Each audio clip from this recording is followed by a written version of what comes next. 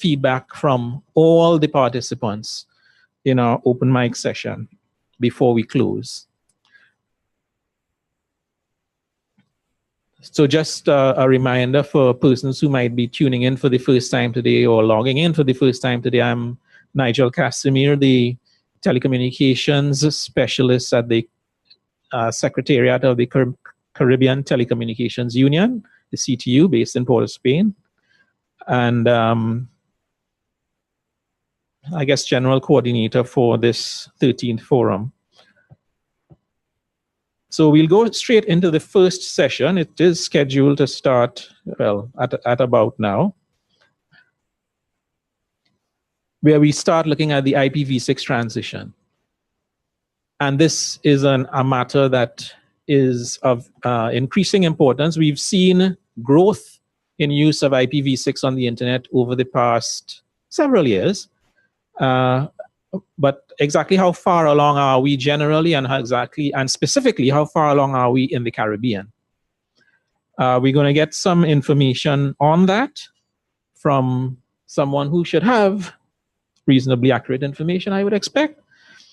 Coming as it were from the American Registry for Internet Numbers, ARIN. The spokesperson this morning is Mr. Bevil Wooding, and he is the Caribbean Outreach Liaison for ARIN, for the Caribbean. And he works with the ARIN community and is responsible for strengthening and managing ARIN's relationship with the region's technical community, regulators, and governments. And he also serves in an advisory capacity to several Caribbean governments and regional institutions, including the OECS, Caribbean Court of Justice, and also the CTU on technology, education, cybersecurity, and the digital economy. So maybe I should introduce him some more, because I see he's bent to check something towards the back. In his capacity as he wears many hats. He's also the executive director of the Caribbean Network Operators Group. And he's also one of the founding, I don't want to say directors, but certainly one of the founders of the Caribbean Peering and Interconnection Forum, which is a group of more the service providers who get together to discuss matters related to their own interconnections. That forum is fondly called CARPIF. I think they've had at least 3 sessions so far, and they tend to have them annually around the middle of the year. So the Caribbean Network Operators Group is another capacity building group that he has helped found, and he regularly facilitates initiatives to build and support volunteer technical communities dedicated to computer network security, internet governance, critical internet infrastructure development in the Caribbean. So coming to talk to us about the IPv6 transition status, imperatives, and stakeholder strategies, please welcome Mr. Bevil Wooding, Caribbean Outreach Liaison for ARIN.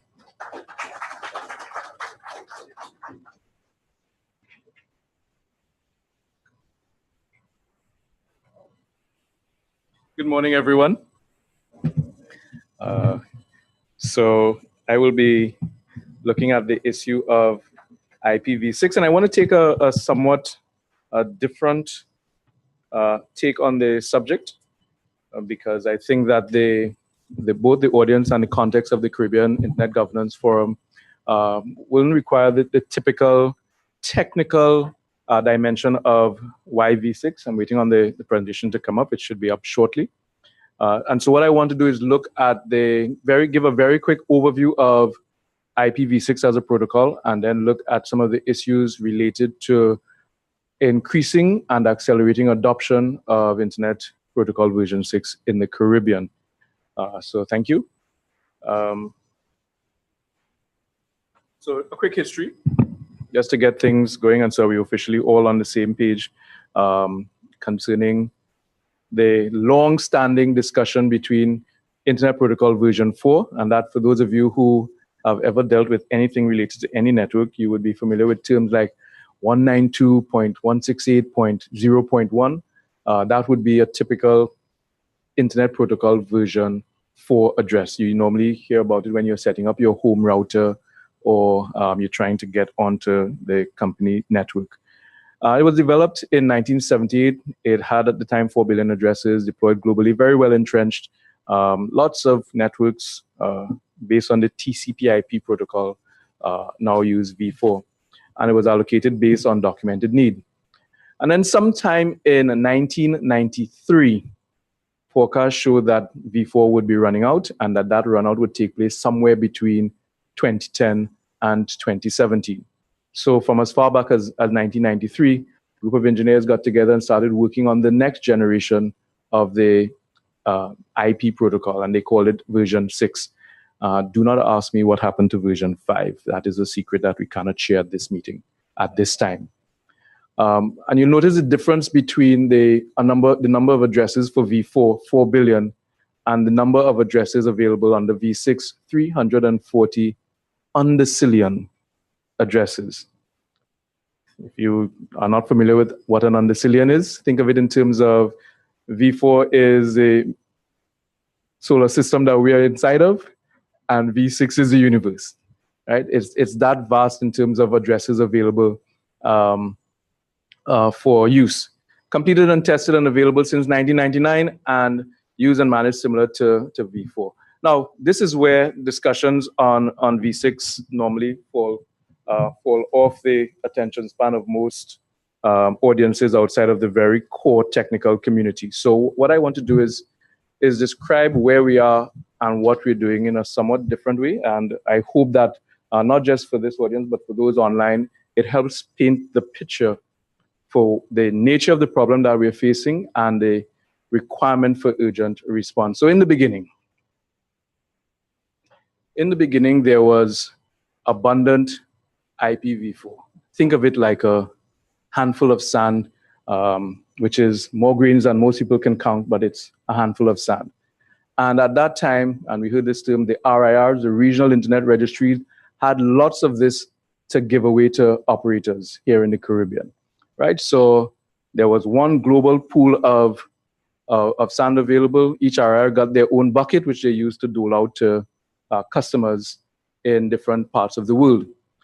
Now, from a Caribbean standpoint, the key thing to keep in mind is that only those who knew that sand was available and that RIRs were a thing would go to them and ask for their portion. And so for a lot of the countries in the region, that meant the large telecommunications operators or foreign network operators would have IP blocks. And for most internet users, most companies, most homes, they would then get their addresses from the telecom providers. And so if you had a business network, you go to your telecom provider and say, I want to set up some network equipment and I need some addresses. Can you please give me some? And you pay for it and you would get it and you would go about your business. And that worked well.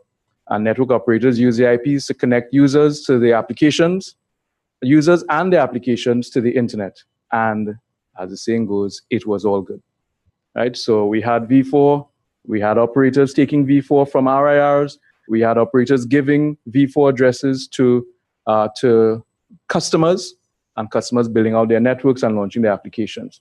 And some interesting things were happening inside of that. Some of you may be familiar with a term called NAT, Network Address Translation, which essentially meant that if you had more devices on your network than the addresses that you were given from your operator, NAT would allow you to create a virtual pool of your own addresses to pretend as if you had more than you were actually given. But then the internet grew. And the applications and the users requiring addresses kept growing. And soon the RIRs had less IPv4 to give to the regional operators around the world. And that is what was anticipated when that review was done back in '94, that we would come to a time when there would be no more to give out. And somewhere around the projected period, 2010, 2011, we actually ran out of the global available pool that would go into the RIR bucket. But even as we ran out, the apps and the users kept growing. Now, for most of us, particularly those who came onto the internet in the last decade, you are aware of the proliferation of apps. You are aware of the the growth in devices and smartphones. Some of you may have started with Blackberries or Palm Trios and then migrated to these smartphones, the iPhone, the Samsungs, and so on. And the stuff that we're doing on these devices has been changing. And then recently, we started to see a surge in other kinds of devices connected to the internet. Your sensors, your smart watches, your smart fridges, your smart houses, your smart bulbs, etc., all requiring addresses to be found on the internet. So for those of you, for example, who have your security cameras and you're looking at your properties when you're in the office or when you're here in this meeting, those cameras have to ultimately connect to the internet for you to see it from wherever you are. And all of those things kept eating up the amount of available addresses, and all of those things are increasing the demand for more addresses. So where are we now? We're at a point where IPv4 is now a scarce commodity. We're at a point where the RIRs have no more V4 to give, or in some cases, only a very, very small amount of available left for allocation. So there's huge competition for who can get V4, but the applications continue to grow. And now instead of a handful of addresses required, handful of sand equal addresses required, you have seas and whole beaches of applications now available. So we're at a point where we have passed the tipping point, and we're at a place where if the region, if the globe has to maintain the pace of internet growth, then the applications that connect to the internet can no longer only do so on the basis of IP version 4 connectivity. IPv6 is an imperative. And this just brings us to a very, very interesting junction, because for a long time, this was only a telecom operator problem. And telecom operators can do very interesting things like work out the ROI on transition, implementation requirements, and so on. So they can say, well, what would moving from V4 to V6 mean? And they can make that decision on the basis of profit, loss, returns, market share, growth, competition, opportunities, etc. But we're no longer at the point where only the telecom operators and their decisions, their profit-based decisions, should be the definer of who moves to V6 when. We're actually at a point now where if the transition is not made, all of the services and all of the applications that we are putting onto the internet, and our dependence, both from an economic standpoint and from a social networking standpoint, depends on our ability to continue to maintain the pace of connections to the internet. So we are basically at the point where time has run out on the discussion around, should we be considering moving from V4 to V6? I think what somebody said yesterday, that V4 will be with us for some time to come, and that is true. It's kind of like the paperless office. You can move toward reducing the amount of paper your office consumes, but paper will remain in files and folders and cabinets for some time. V4 will be around, but our ability to get more of it will continue to decline at an exponential type rate. So here are some points to keep in mind. And this is what now has to become a much more public discourse and a much less technical community conversation. The internet is in the midst of a major transition as it moves from IPv4 to V6. And of course, you'll all realize that having a conversation with the proverbial man in the street about V4 versus V6 is going to lead to either eyes rolling or people walking away from you. But we are at that place where how we define the nature of this solution is an urgent global issue. And so it's key for us to recognize that as we develop the types of internet-based strategies, whether you're moving governments online or you're moving your business services online, or you are creating new forms of product delivery using the internet, then your awareness of this issue and your strategies to be on the right side of history concerning this issue becomes paramount, right? The time to make that wise investment in your digital future is now. And so awareness of should I be getting and where should I be getting V6 from and how should I be building out my network is upon us. And for that to become a wider discourse, this is where fora like these, where you have multi-stakeholders in the same room, you realize that the conversation now has to move from a network address issue to what are the applications and services that can be compromised if we are not prepared and if our networks are not prepared to treat with and to integrate IP version 6. So anyone talking about we have enough time for IPv4 is someone leading you down to a dead end pathway. Anyone saying, well, as a region, we really haven't exhausted our available pool of IPv4, so there is time, is leading you down a dead end pathway. Yes, there is an available pool of unallocated but assigned IPv4 addresses in the region. But if you're building out your networks, if you're expanding your network services, the real question is, how dependent do you want to be on that kind of allocation as you put more and more critical services onto the global internet? And so now it becomes a question of network autonomy, the capability for governments, for private sector organizations to make decisions concerning how their networks grow on the basis of control over one of the most fundamental network assets, your numbering resource. And that's where we've come down to. Transitioning to IPv6 is now seen as a key to the security and stability of regional and global networks. It's a key. And like any good key, you have to understand what it unlocks. And the discussion around what it unlocks cannot only be a for-profit, do I have enough to pay for the CapEx equipment changes or the training changes? Now it has to be on the basis of what do I stand to lose or what do I compromise if I don't think profoundly and comprehensively about preparing my network and my network users for this transition. It's not simply a matter of technical and equipment and physical equipment or asset investments. It's now a question of strategic advantage. It is now a question of resilience of networks. It is now a question of preparedness for an inevitable future. Everybody with me?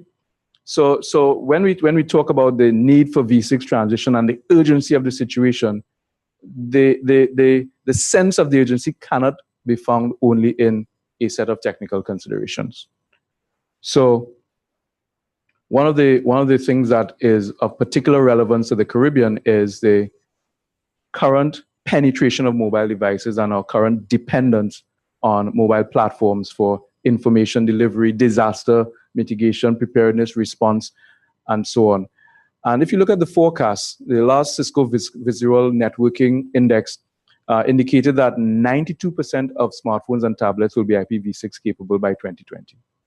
Mobile operators are increasingly using V6 in more than a third of the US traffic that was detected.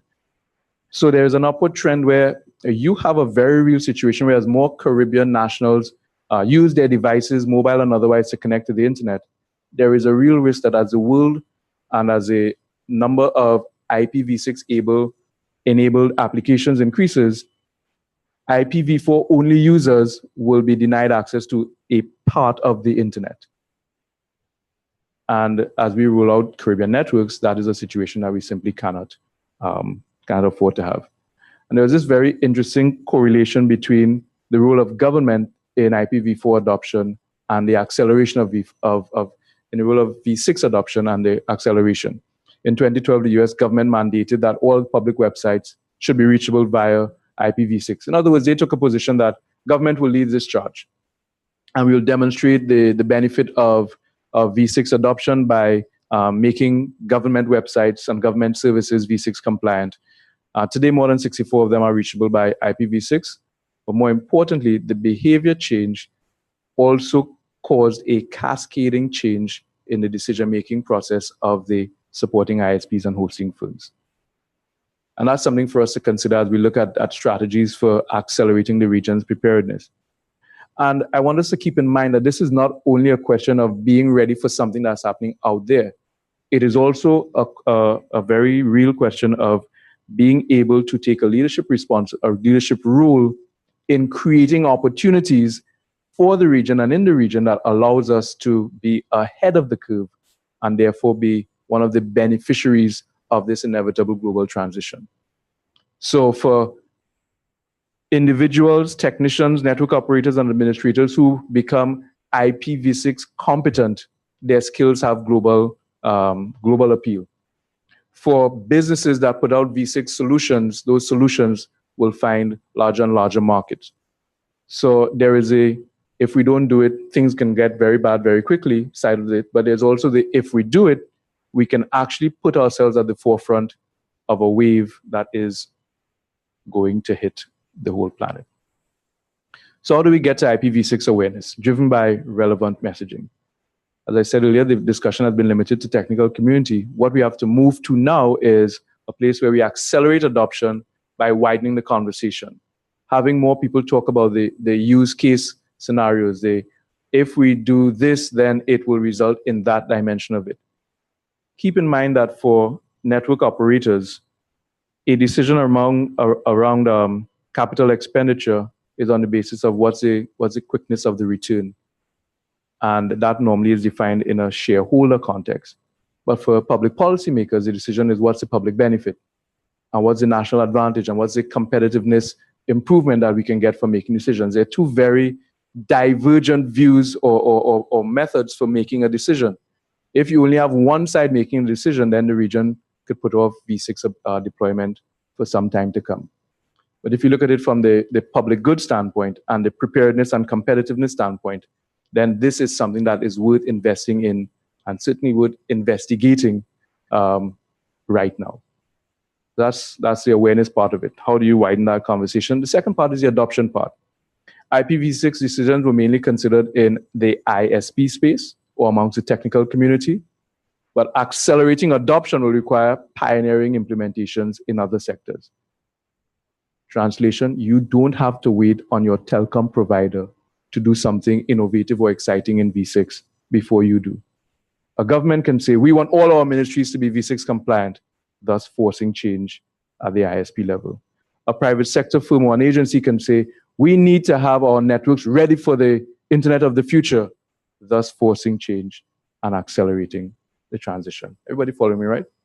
There are requirements for champions to emerge in different sectors for the region to see the kind of acceleration that it has to. This slide looks nothing like it does on my machine. So I will just tell you what it was desirous of saying. And this is looking at how NIGFs and how the CIGF can play its part in accelerating V6 adoption. Let me get it up here. All right. One, mobilize stakeholders.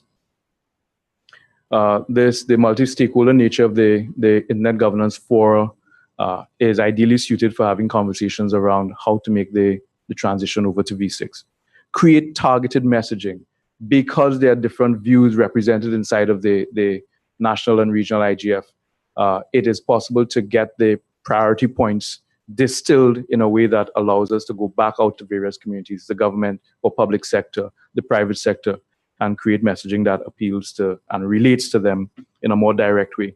Strengthen local capacity, propose national standards, track the trend lines, and support cross-sector cooperation, launch awareness programs, encourage and train V6 experts, and facilitate and celebrate implementation. I've just put this as a list for consideration for the Caribbean Internet Governance Forum and also for the National Internet Governance Forum that are assembled and tuned into this. A lot of the groups mobilizing at the national level are asking, so how can we really make an impact in different areas relevant to national internet governance? And this provides you with a simple matrix for consideration in supporting this particular area of V6. So I hope this was a useful introduction. I want to introduce you to my colleague, Kevon Swift from LACNIC, and he will identify some additional recommendations to improve V6 deployment coming out of LACNIC that complement what I've been saying so far. And then at the end, we'll take some questions. So Kevon, let's welcome him.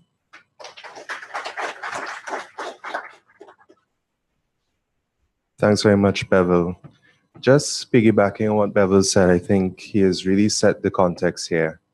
IPv6 is really not just it's no longer a technical issue. What we're really looking at is a strategic issue that should concern all of us. And we have to move that conversation out to just from ISPs and consider what every one of us, whether the CIGF or in national forum, what we can do to improve adoption.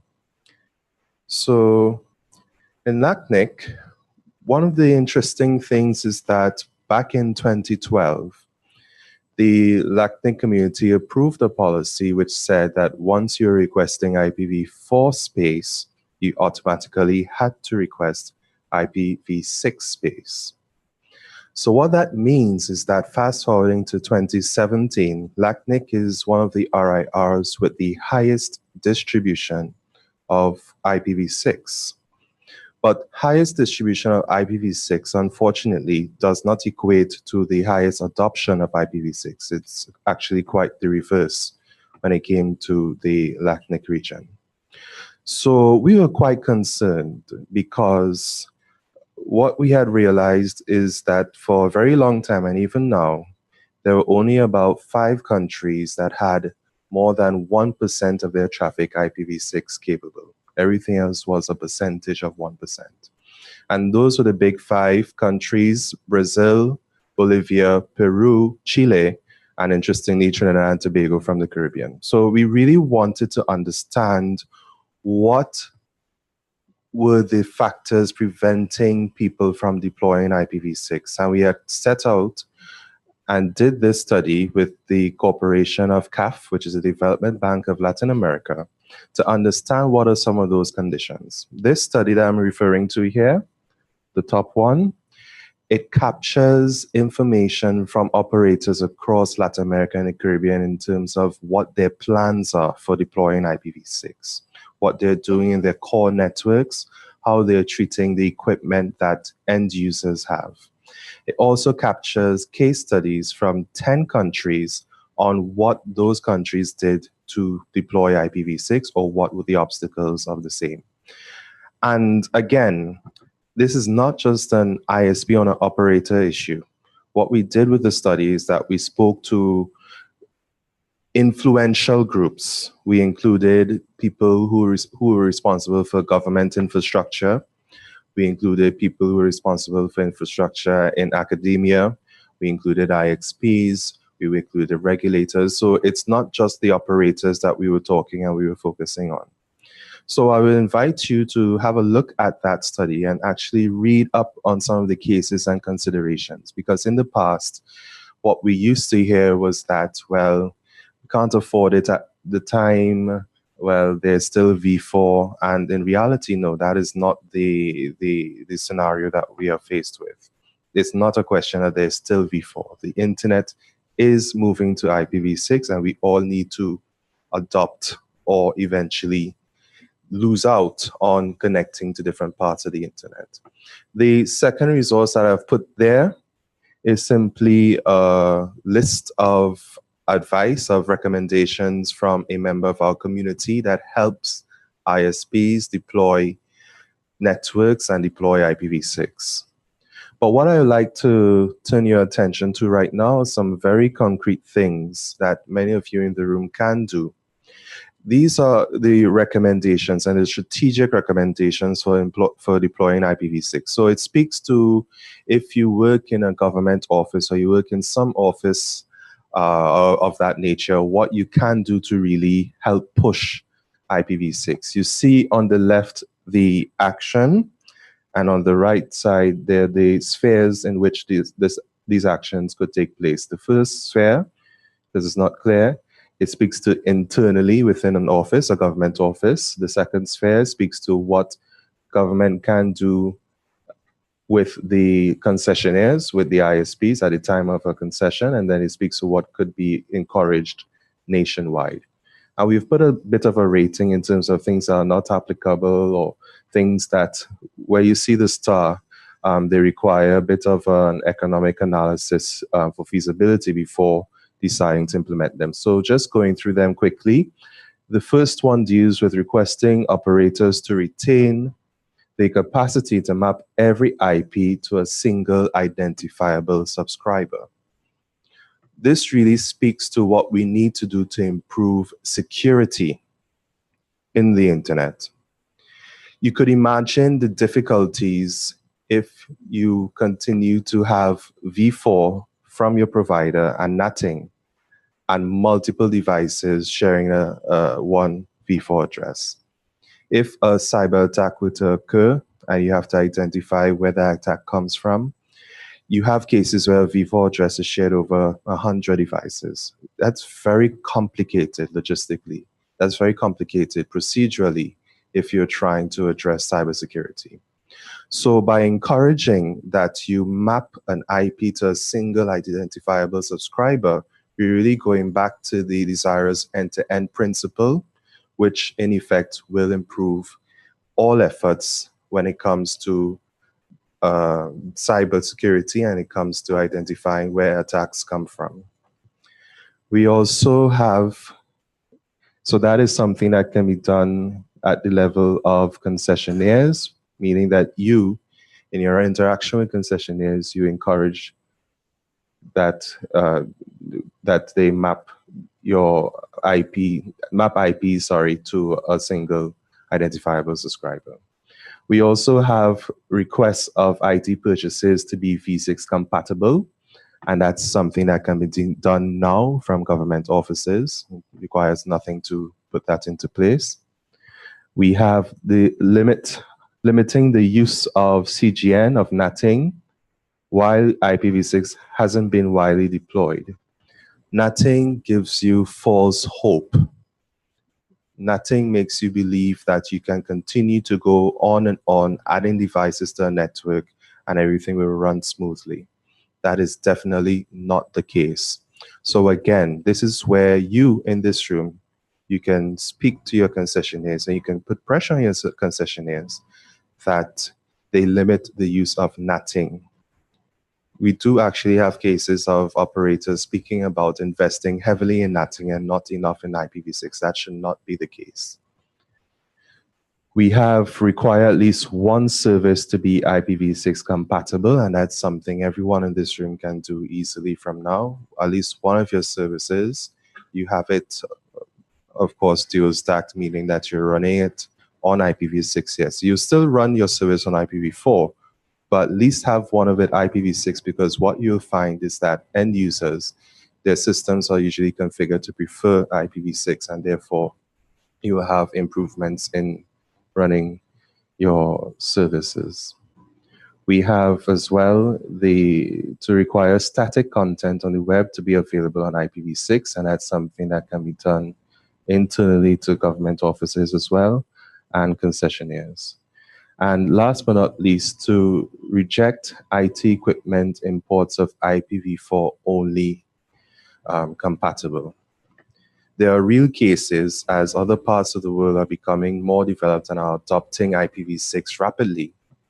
They are actually looking to get rid of their v4 only equipment.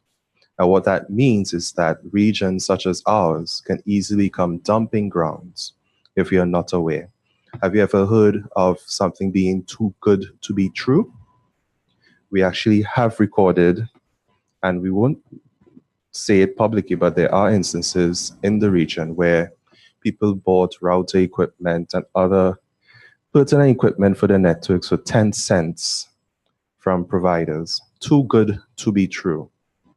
So to avoid your countries becoming a dumping ground for outdated equipment, do ensure that what you're importing is IPv6 compatible. And that is something that can be done from the level of government offices straight up to nationwide.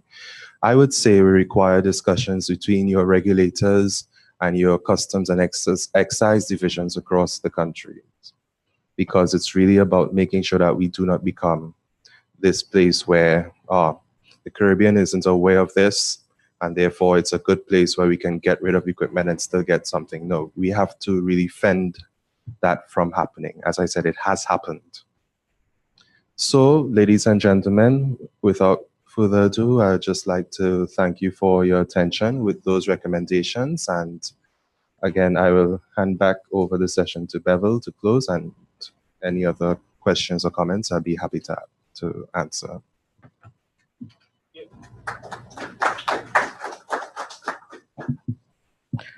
Okay, thank you very much to Bevil and Kevon. We can take some questions now from you, questions, clarification. You know, if you're still not convinced, you could put some comment to them. So the floor is open, and we should keep an eye on the remotes as well.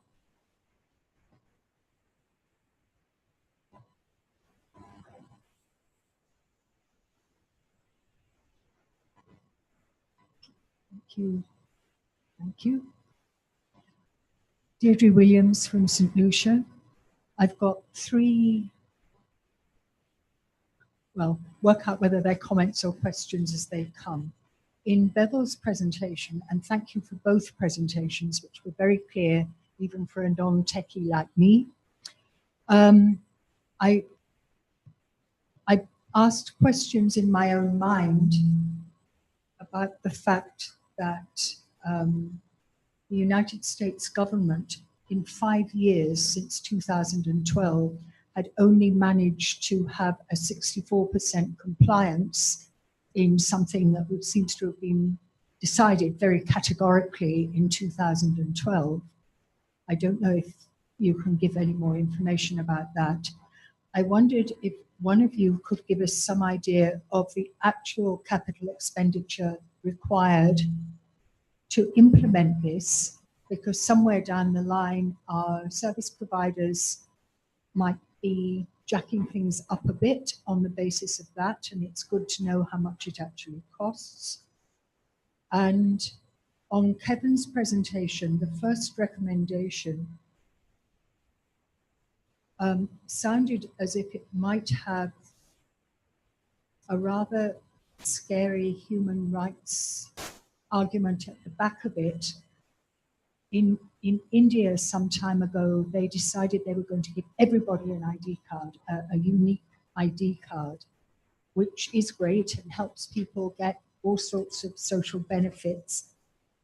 But there's a big but about identifying people individually like that, and in terms of surveillance, in terms of Big Brother watching you even more closely. So those are my three concerns. Thank you.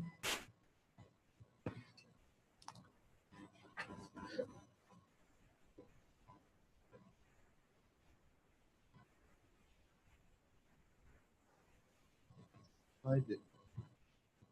Yeah, it comes. Yes.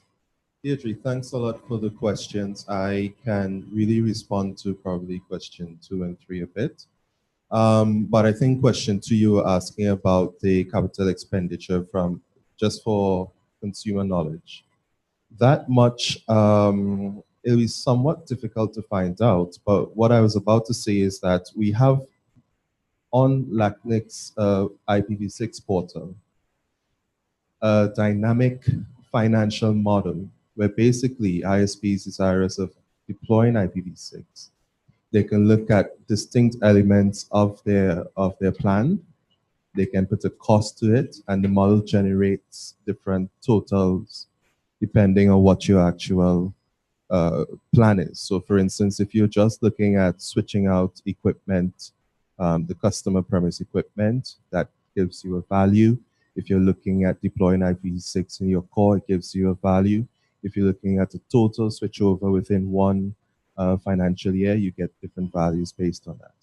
If you're looking at going with your current strategy of wait and see, it also gives you a value for that. And you can compare what the financial implications of any of your decisions are once you put in your parameters into the model. On the third question, I totally and wholeheartedly agree with you. What we have been doing in LACNIC as of this year, we have been engaging holistically. So we're not just talking to ISPs, we're talking to decision makers across all sectors. And what we would say is that the argument of mapping an IP to a single identifiable subscriber is not a standalone practice. It has to be taken with your entire treatment of data, of legal, well, I would say your entire legal approach to how data is managed.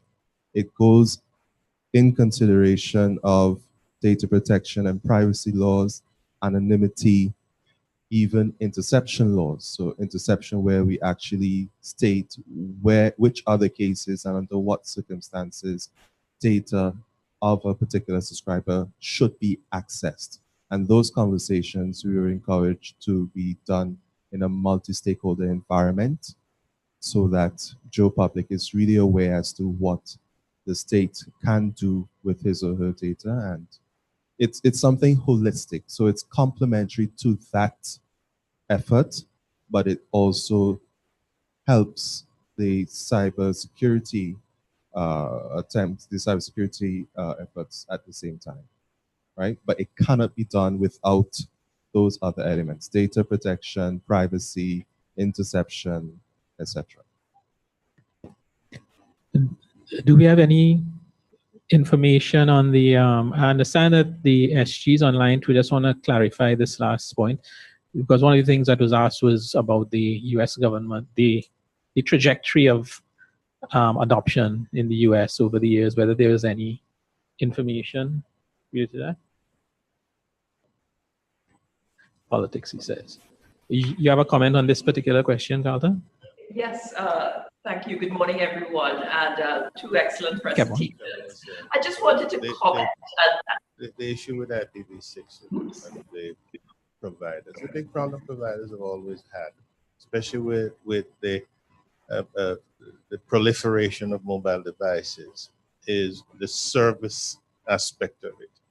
They can't tell you directly who you are, what you are, because they can't track you directly. So for example, when you call up, if you call up the service provider, say you have a problem, they tell you to turn it off and turn it back on. That is symptomatic of the fact that they can't tell who you are individually. Even if you get a service inside your house. I have a service inside my house. I say it's fiber to the home, and I have a device. And I find out, because of the way that they do the routing tables, they can tell me who I am directly without a lot of contortions. The single most important business reason for providers to move to IPv6 is that in ongoing network planning, it allows them to isolate an individual subscriber much more effectively and efficiently than either two. The whole NAT addressing, Bevil was talking about NAT. Most of our ISPs use the NAT approach. And that is where it confounds them with the service. That is the big thing. In the US, believe it or not, they have a better handle on who you are, because the core network is well resourced for routing. And they have tools, they have deployed tools over the years that allows them to isolate who you are. And it leads to the issue of the surveillance state and so on. Most of the surveillance that happens in the US are post-mortem surveillance. They capture the data. Mm-hmm.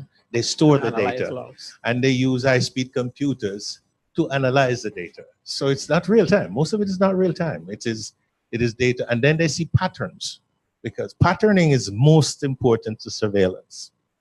Because once they capture that data and they store the data, reams and reams of data, terabytes, then they start searching it using algorithms, and they see the patterns, and then they use the patterns to make the connections between this.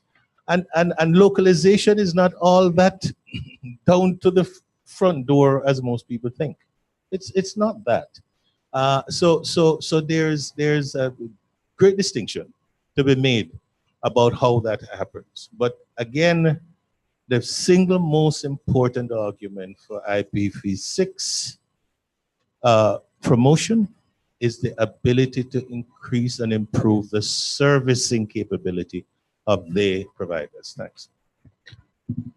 Let me take the SG. Good morning, SG. I'm not hearing you. Good morning. Yes, I'm hearing you now. Yes, thank you very much.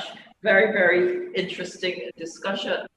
I wanted to just go back to the point made by Mr. Wooding earlier with respect to the volume or the size of the address, IPv6 address space. And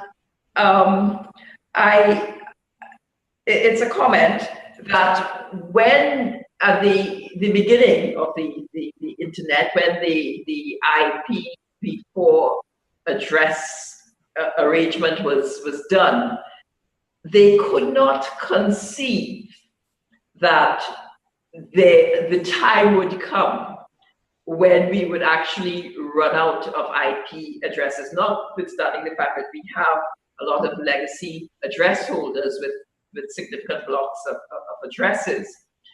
I'm asking, do you think, now, given the emergence of the Internet of Things, the whole nature of IP address intensive applications, do you think, I know you said there's a universe of numbers out there, should there be some caution in terms of how you allocate address IPv6 addresses, because you don't want to find yourself in the position of what happened with IPv4. And there are some tremendous new developments in terms of bioengineering and as I mentioned, the Internet of Things. And who knows what is coming up on the landscape that could just eat up IPv6 addresses. Should there be some caution in how these IPv6 addresses are allocated now? And before the answer comes, let me just add to that. SG and I were having a discussion about that by chance last week. And the question is coming from the understanding that the allocations of V6 that are being made, the size of the blocks are quite huge, right? So it's not like you have a universe and you're giving out one at a time. It's you have a universe and you're giving out a solar system at a time or a galaxy at a time. Is that would be the kind of comparison. So yes, analogy. That's the word. And so that's the question. Should there be some caution, even though we have a universe? I will start, but only start. I'm sure there are others who are much more interested in mathematics of how the allocations took place. And I'll start by saying this. Once it became clear that the assumptions that went into the development of IPv4 were false in terms of our ability to anticipate and to extrapolate on use of the internet and internet services, V6 was developed with an understanding that there should not be those kinds of caps to the use of the IP resource itself. And so when you hear analogies like an individual having as much IP addresses available to him through V6 as a corporation would have had under V4, you start to see a situation where even with the wildest, most elastic extrapolations of how can the internet grow, it is not likely that the resources will be depleted, anytime soon. Of course, that is not to say that something else, it is not possible that something else would come up that could make that a fallacy. But the point is this: the kind of caution that would be reflexive because of our experience with V6 doesn't apply to the deployment of because of our experience with V4 doesn't apply to our utilization of V6. So with V6, it is possible to say something like, let every device on your network have its own unique internet connected address. That would be inconceivable under V4. Would that mean we are at any risk anytime in the foreseeable future of exhausting V6? No. Does it mean that that something can come up that will cause a much greater exhaustion of V6? Probably, but not likely. And so I would say the caution is built into the design of the protocol itself in giving the amount of addresses that it gives to the unit level holder of addresses. I see Rudy wants to add. I know Rudy, before Rudy, let's get Albert. Yeah. Let's get Albert first, and then we go to Rudy. Yeah. Go ahead. Yeah. Just turn it on.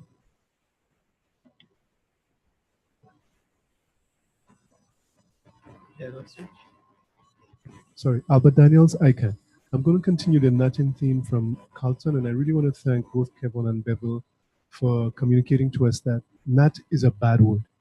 Now, Bevil, you mentioned that in a multi-stakeholder environment, a lot of the time it's the expectation that the stakeholders will drive, but sometimes they don't drive and they don't push for things because the messaging is not clear. They don't know what the problem is and they don't know what they need to do. If you were to convert this whole issue with NAT into something simple that all of the stakeholders can, get in an instant so that they can run off to their ISPs and say, stop NAT, what would you say to us as a multi-stakeholder community? Okay. Rudy, was your comment related to the, we'll hold your question for a second, Albert. Was your comment related to the question that the SG asked? To IPv6 specifically. But Well, that's our topic. When it comes, yeah, well, exactly. But the question. Go ahead. Go ahead. You can answer Albert's question before if you wish. Oh, so you're asking something new?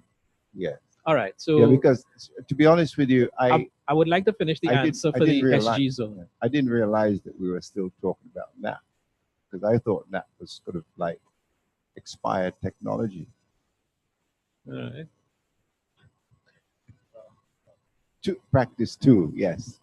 Thank you. Yes. All right. So we heard Bevil comment on the SG's question related to the allocation and of V6 addresses and whether there should be caution. I'm asking if there are any other comments to that. Yes, that was my comment. My comment was related to that exactly. So can I say that? Let me just try and get this up. Okay, how do we say? How am I going to tell you how many addresses there are in IPv6? 340 trillion, 282 billion, 366 million, 920,000, 938, followed by 24 zeros, right? So, it's not in your lifetime and not in your, certainly probably not in your son's lifetime. The other question I really wanted to ask is that in relation to the regional technical community and the technical management community, is there any, are there any forays into ensuring that they go for IPv6 certification in terms of, knowing how IPv6 works, how it works, how it would work or could work within their institutions and within their networks? Okay, that's a new one. So we had Albert first, then let's tackle Albert's question.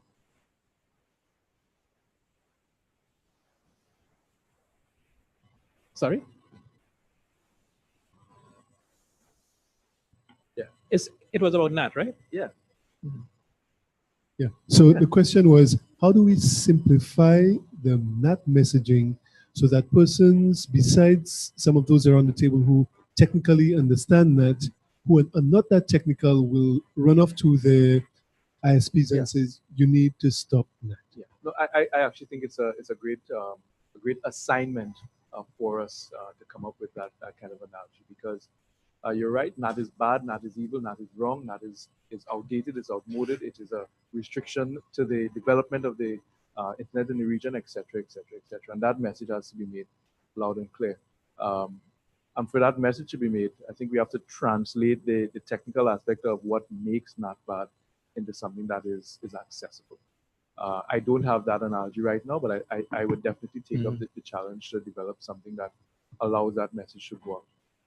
And for those who may not know why Albert raised this, again, as I said earlier, the networks, the major networks in the region, all still use network addressing translation to provide users and devices with virtual addresses. These are not real addresses. So this becomes important when you start considering that your phone would at any point in time have multiple connections to the internet. Your devices, most homes now would have what, an average of 10 connected devices, thereabouts. If you have a four-person home, at least every person will have a cell phone. You might have a desktop somewhere in there. You might have a smart TV connected to watch your Netflix and so on. And it starts adding up. So what that means is that your quality of experience as a user is going to degrade as the amount of devices you connect to the internet increases. Now, the problem that we're facing is that most users wouldn't even know how to describe that they have a problem other than the internet not working. Right? And that those statements don't translate into pressure upon a provider to make the upgrade to fix your internet experience, except there were some kind of comparative better experience for you to have. And most users don't have that comparative better experience. So what it leaves us in is this conundrum where we desire faster, better, more efficient internet services, but we are unable to articulate as users what will it take to have our providers provide us with that better, more efficient service. And that's where Albert's question comes from. And that's where I think the challenge now would be for groups like the IGF to create that messaging. Carlton's comment about benefits of service providers, I think, could be part of that thing. You have something to add to this? Or is it, related to this though? Or is it new? Related to something before. Okay. Karen, I just wanted to say that with regard to Deirdre's point regarding IPv6 unique identifiers, we must acknowledge that part of this is driven by DRM to enforce copyrighted materials. These aspects of IPv6 that do not allow subnet anonymization is at least partially about selling stuff and protecting from people copying things. This also speaks related to surveillance. And the thought that this is not done in real time is rapidly becoming a myth thanks to advances in neural networks and artificial intelligence. So the whole thing about storing the data and then accessing it after it's moving in real time. And he says, hi, Deirdre. Yes, a comment from one of the presenters. Yes, just following up on Albert's question, there's actually a community that's not in the room here that we see outgoing and putting pressure on the ISPs about NATing, and it's the gaming community. I'm not sure if a lot of people are aware that there is a growing gaming community in the Caribbean, and in particular in the Dutch Caribbean, and they are the ones so far that we have observed that are understanding what is limiting their experience, both as users and developers, and putting the pressure on the ISPs. So that sort of messaging and that sort of experience is something that we could probably capture and have it scaled across the other types of communities here. Just on the SG's point, the thing I wanted to just mention is that one of the observed behaviors we had seen is that the challenge for a lot of operators, and especially small operators, was shifting from scarcity management with dealing with IPv4 to the abundance that is IPv6. And I think it's something that they're overcoming now. One of the things that both ARIN and Lactic do is that when we go out and we speak to the technicians, we show them about how you do an addressing plan in the V6 scenario, and that really enlightens them in terms of exactly of how they actually run and manage networks now. And then I just had another comment. I think, I don't know if I'm jumping the gun and moving to Rudy's question. No, go ahead. Okay. There is a course available from LACNIC, which is called Testing V6. It's based on a methodology called Certiv 6, which has been a methodology developed by LACNIC and a Uruguayan software testing company. And it's really to allow operators to be able to test their systems and see how efficiently V6 runs and operates. So just wanted to put that information there. It's certifiable and it's one of the tools that are available at this point. Okay, good. Rudy across it. Oh, yes. Yes, thank you for that.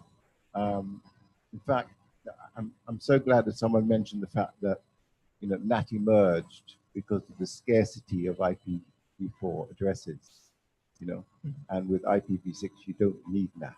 You know. There is another certification course that lots of people take at Hurricane Electric as well, which is great.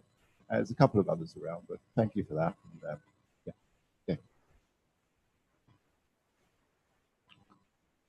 Okay, any other onlines? We have one more here.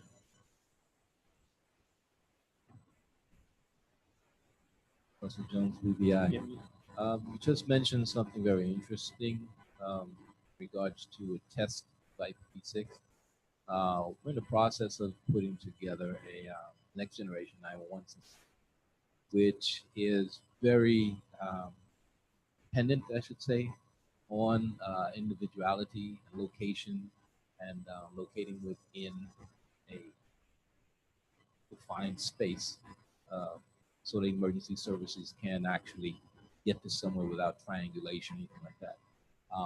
Whereas at the same time, putting in a system that's brand new, but must integrate with government that is in the IPv4 realm, so to speak. And of course, there'll be, you know, significant amount of routing in order to integrate and have. Is that something that can be used as the test and eventually wean the government network off of IPv4 into 6, or will the 911 system be so far advanced that the government is trying to catch up, or should we just attack it one time and just bear the brunt of it? And second part of the question, is the providers, the Digicells of the world, and their ability to hand out or purchase. You know, you said that there are a lot of blocks. That's not like the IPv4 blocks that purchased. And when we get into that word of purchase of something new, I get nervous when it comes to pricing from that standpoint. So these are kind of things that we'd have to look at. And then do I need to budget specifically for that? That an onslaught is something huge, or am I just thinking?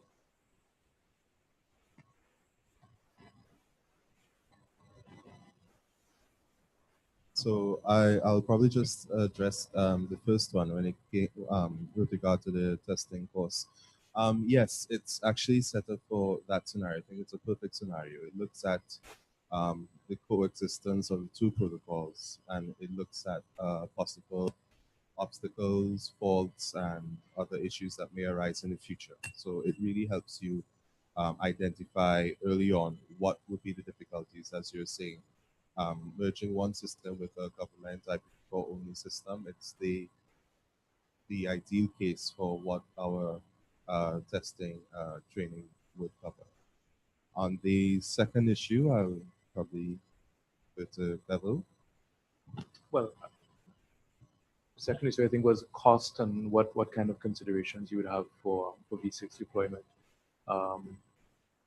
I can't answer in detail because it really depends on the kind of network you want to build out. I can say, however, that most of the equipment available now, and therefore any equipment that you would be considering in any network upgrade, would and should be V6 compliant, unless you're buying the foreign use gear that Kevin was referring to earlier.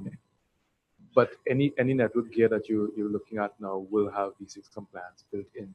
The cost of acquiring the actual blocks, so you're sitting next to Susan from ARIN, will actually be able to answer you in great detail on what that process would be like and how much it would cost. I'm not aware that it is any difference in price higher than a V6 allocation, V4 allocation, sorry. Susan? Yes, this is Susan Hamlin with ARIN. In terms of the cost for IPv6 address space, it depends, but bottom line, it's very inexpensive. For an organization that currently has an IPv4 allocation of address space, if you're requesting V6 space in the same equivalency, there's no additional fee. It's covered under the same registration service plan category. And then for end users, organizations such as governments, universities using it internally, it's based on the size of the organization, but it's a minimal cost. So in terms of overall IPv6 transition, it's probably the least of cost. As you're making your plans to replace equipment, you should take that into account. Also, training is available, and that might be another cost. But I can refer you to the ARIN website, the fee schedule, and we can talk about the exact cost based on the size of your organization and requests. All right, I'll take two more from the floor because we have one more part of the presentation to be made. So Albert has the mic. Yes, I wanted to respond directly to the last question and emphasize the importance, again, of this multi-stakeholder approach to policy development. Because, well, first of all, ICANN, of course, starts off having the total stock of all these IPv6 addresses. And we try to distribute them globally through the regional internet registries, two of whom are present here, LACNIC and, of course, ARIN. And just as ICANN has its policies for doing different things which are developed by the global community, LACNIC and ARIN have their own policy development processes related to their management and allocation and distribution of IPv6 addresses. And those policies are influenced by you, the members of the community. And both LACNIC and ARIN will tell you, come to our meetings, participate on our mailing list, get involved in the policy development. So if there is an issue that you feel exists with regard to what LACNIC is doing or what ARIN is doing, you are in a position to initiate a policy development process as an individual or as an organization or as a country. And then there is a procedure, for community discussion on that particular issue, which could in the end influence the final policies that LACNIC or ARIN have with regard to how they allocate and distribute resources. And we have positive examples of that having taken place already for Caribbean benefit. Rudy's hand was up as. I just like to say something that, IPv6 adoption is driven by the lack of V4 addresses, right? But what is happening right now is that if you wanna kind of be afraid of going IPv6 and you want to stay with V4, it's going to cost you a lot of money, because there are people out there who are trading V4 addresses, outside of the RIRs, okay? And so, adopt V6, find out all about it, and move that way. But I think most of the RIRs, there are 5 RIRs. The V4 depletion is much greater in 4 of them. I think many people tell you that ARIN probably has more V4 addresses left than the others, because that is where the whole addressing system started in the States. But over and above that, I mean, V4 addresses, it's a lot cheaper in the long run to go V6, adopt V6, and, don't be afraid of it. Okay. While they bring up my presentation, I'll let Jacqueline make the comment from the online person. Do you have a mic? Could bring up my presentation now. Okay, it was from Glenn McKnight, and he was making an input with respect to the information about IPv6 adoption. He's quoting an article from ICT Pulse, which is Michelle Marius, I believe, about, and she says that out of the 30 countries listed in that article, only St. Bart's, Suriname, the DR, Puerto Rico, and Trinidad and Tobago have made any noticeable progress in adopting IPv6. It is also important to highlight that Trinidad and Tobago is third globally behind Belgium and Greece with IPv6 adoption. So that means that there is, that's what it's from Michelle Marius's article.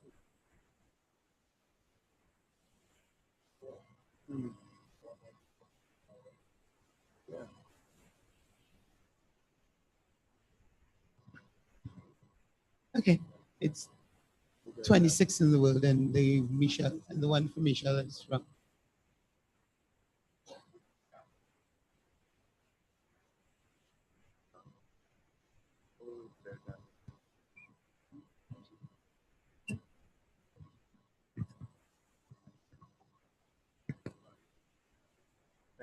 As Ria today.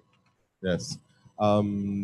Simply just to say that at the time that the study was done, it was probably at the time when there was a search, but realistically, Trinidad and Tobago's ranking isn't third in the world by adoption.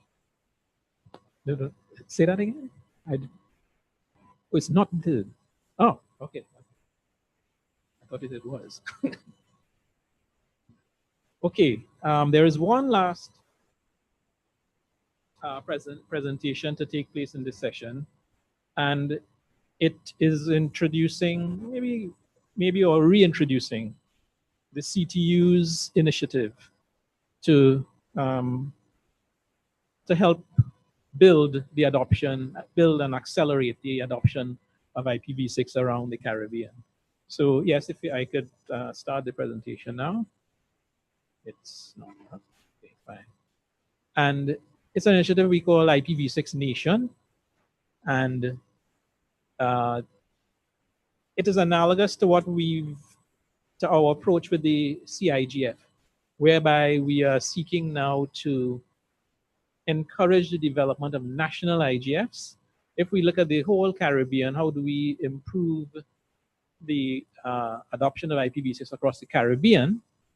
The approach we're taking is, okay, let's also look at the nations in the Caribbean, and let's focus on what each and everyone might need to do. And so such that in aggregate, we change the whole Caribbean.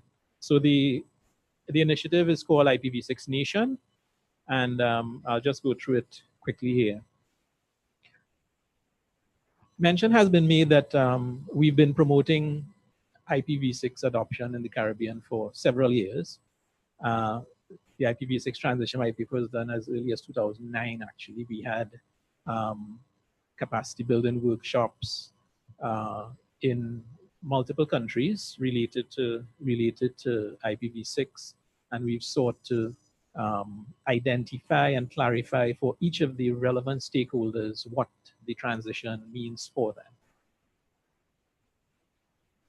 But based on the statistics that we would have heard in terms of how far we've reached, really, as Kevin said, only, in fact, Trinidad and Tobago was the only Caribbean country that he called which had an IPv6 adoption rate of greater than 1%. Yes, above 1%. Yeah. So more needs to be done. We need to measure and evaluate the cost of slow action. We've been discussing that this morning. Raise awareness, build technical capacity, incentivize transition, and try to foster this paradigm shift. And I found a good question that came up here was, how do we change the narrative, the messaging, to make it simpler? And I think I heard two aspects here this morning based on the comments around the table. One came from Carlton when he said, it would help the service providers to give a better quality of service to their customers. I don't know if that point has been made to them. And the question that came up with respect to the 911 service, if the better we can individually identify someone, is the more responsive we can be in an emergency situation. So we can possibly also enhance our emergency response with greater adoption of IPv6 out there in the networks. So those are two that I think I heard this morning that we could possibly incorporate into the narrative. But certainly more needs to be done. So something more structured, more coordinated to promote IPv6 adoption in the Caribbean. So we come to the IPv6 Nation, IPv6 Caribbean initiative. And as I said, analogous to our new approach for national IGFs, we are looking at national thrust related or related to IPv6 adoption. And it involves about 6 main, I don't want to say initiatives again, but about six main actions: promoting, accelerating, supporting, training, certifying, and celebrating. We're building the awareness, which would help to accelerate adoption. We're going to support the technical implementation and policy development from the CTU's point of view through the work we've been doing through our strategic partnerships and so on. Facilitate training of network administrators and policymakers and so on. And one of the groups that the CTU helped found is the Carib Now group, where network operators from around the Caribbean get together at least twice a year and basically deal with specific technical issues like this. So we will continue to support such training, promoting the certification. We don't actually certify do any certifications ourselves, but certainly our partners would do. And we heard from LACNIC about certifications that you can seek from the LACNIC site. And very importantly, in terms of building momentum around the Caribbean, you want to celebrate as well the successes that you can achieve and point to. So, as I said, you're focusing on pushing individual nations towards this IPv6 conversion, and such that in aggregate, we're building an IPv6 Caribbean. So when we hear that Jamaica is moving ahead and has reached this particular stage in terms of IPv6 adoption, Trinidad and Tobago might say, well, yeah, why can't we be there too? Why can't, and Barbados and all the other islands and territories and countries of the Caribbean would realize that, they wouldn't want to get left back. So you start to create a sense of, healthy competition that might help to build the momentum going forward. So the initiative again is IPv6 Nation, building up to building the IPv6 Caribbean. So what we are talking about, again, more specifically, is seeking to accelerate the transition, promoting increasing competencies in the technical community. And we've been trying to do that over the years, but under this project, basically, we're looking to intensify our efforts and redouble our efforts based on or coordinating the efforts of all our various partners, the ARINs and LACNICs in particular. The CTU is an intergovernmental organization at heart, so part of what we want to do as well is bring the governments along. And what is found is that in our membership, you find that the governments tend to be the biggest or one of the 3 to 5 biggest customers in all the territories. So if the governments, once we can bring the governments on board, that would help to push the ISPs towards implementation and help them, I would imagine as well, build their business case for it. So we will continue to support the development of IPv6 public policy in member states. And we've heard what has happened in the US, where when the US government took a certain decision, it helped to give a boost to US adoption. So we say IPv6 nation. What really does that mean? You know, what are the attributes of this thing? What is it that we are aiming for? And I think that has to be a clear part of the message. We have to paint that vision of the IPv6 nation. It relates to policies and standards, IPv6 compliance, guidelines, and regulations in our countries. Mention has already been made here this morning about only buying equipment that is IPv6 compatible or capable, I should say. Yeah, right, and not locking yourself into v4 only equipment, right?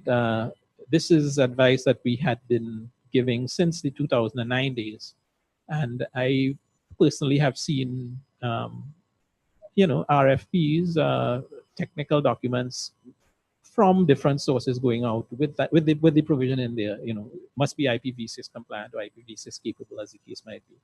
So some of that has taken root, and that's just one example of the policies and standards that we're looking to have in the IPv6 nation.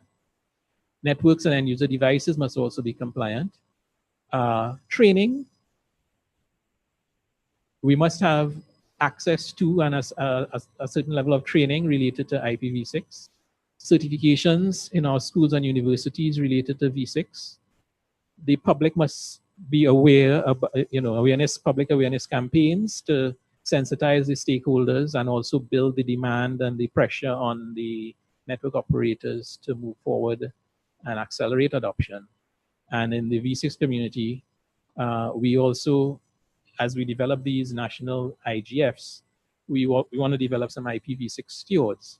We talked about we need to measure, and yes, the stewards would help us to be measuring progress as well.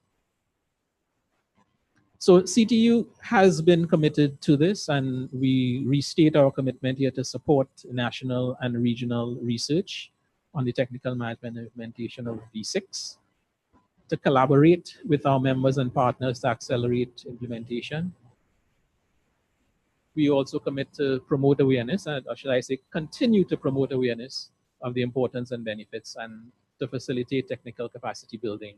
And we do that through our periodic workshops and at any opportunity we get when we have our statutory meetings, ministerial seminars, or internet governance fora to build more technical capacity. This particular, well, just the CIGF generally has dedicates a day every year to capacity building issues, and IPv6 has been on the menu in previous years, and it will continue to be so. So in terms of just to demonstrate how we've implemented it on this commitment, we have supported national and regional research, facilitating technical capacity building, collaborated with our members and partners, and they are here today preaching the gospel and helping us also to promote awareness. So the question is, who would be the first IPv6 nation? Right? The bigger the country is,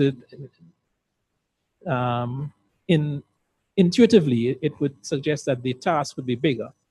And it might be a quicker, more manageable task for a smaller country. So we at the CTU are open to hearing from any of our members, any of our member states, with respect to becoming an IPv6 nation, promoting IPv6 in your own territory. And just contact us. We have contact information on screen there. Well, although we have the CTU on saying .net instead of .int, but it should be CTU.int. Caribnog for the technical persons, for people in the technical community who want to get involved. ARIN and ARIN.net and Lactic.net. There are resources on ARIN and Lactic's websites in particular related to IPv6 transition that one can go on and learn, test, and get certified.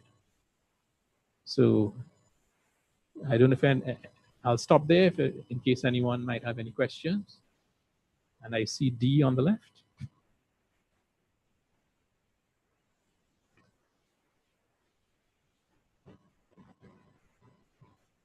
Thank you very much, Nigel, Deirdre Williams, and Usha again.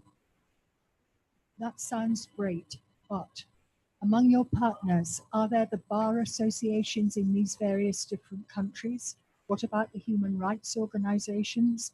I heard Kevin comforting me earlier that the LACNIC's approach is a holistic one, but nobody else's approach appears to be holistic. This has got, you talk about building more technical capacity, but surely you need the capacity to understand what you're committing yourself to in terms of your citizens and human rights. This certainly has legal implications, and I imagine it could even have constitutional implications in some countries because of what it makes possible. So I would be happier if your slide went beyond the technical implications in terms of training. The technical things, people have tunnel vision and they don't look beyond, this is a technical thing.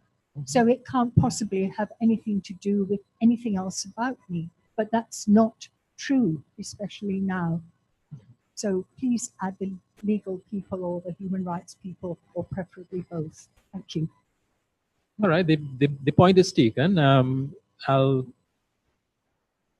The point is taken, and there is public awareness, and I think in that, when mention is made of that, we could certainly expand the universe of targeted communities.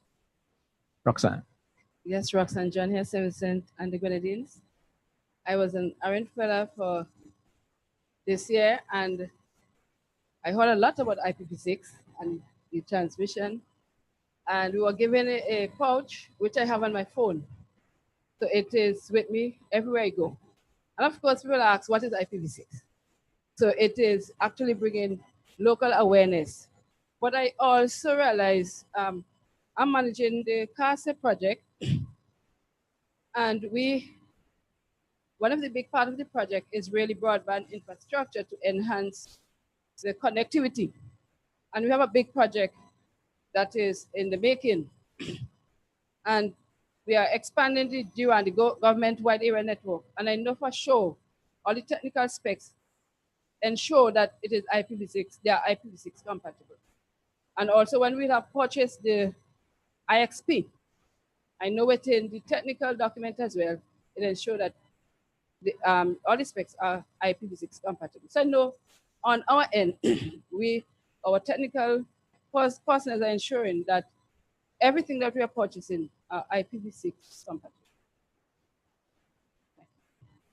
Yes, that is consistent with what I've seen myself around the region. I'll take a question from Rudy.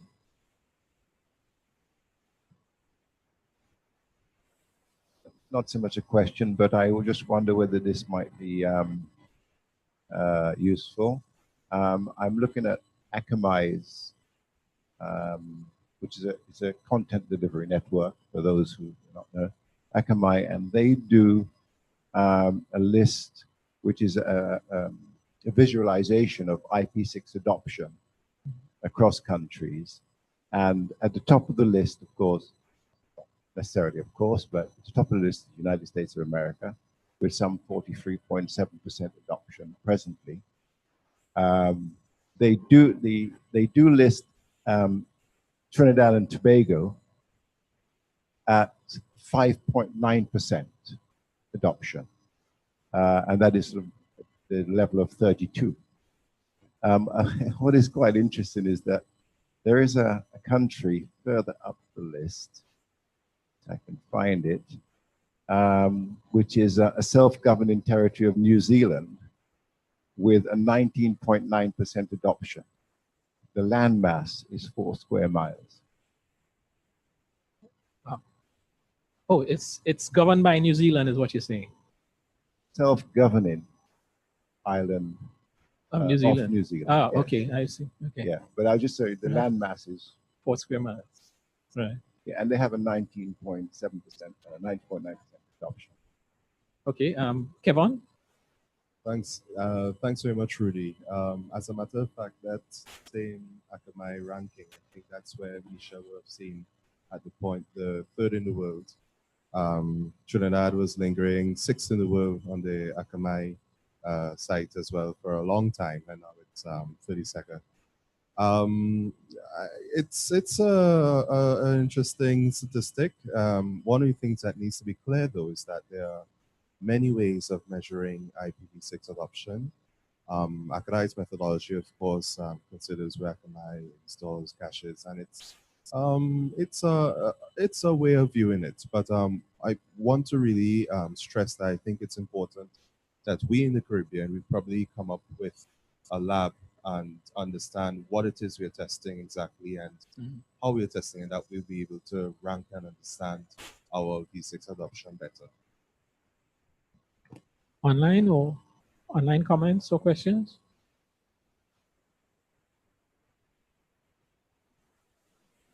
While that online comes up, I just want to endorse what Kevin said in terms of using the IPv6 Nation initiative to develop a wider pool of Caribbean data. The sample size is too small to be useful to any serious analysis.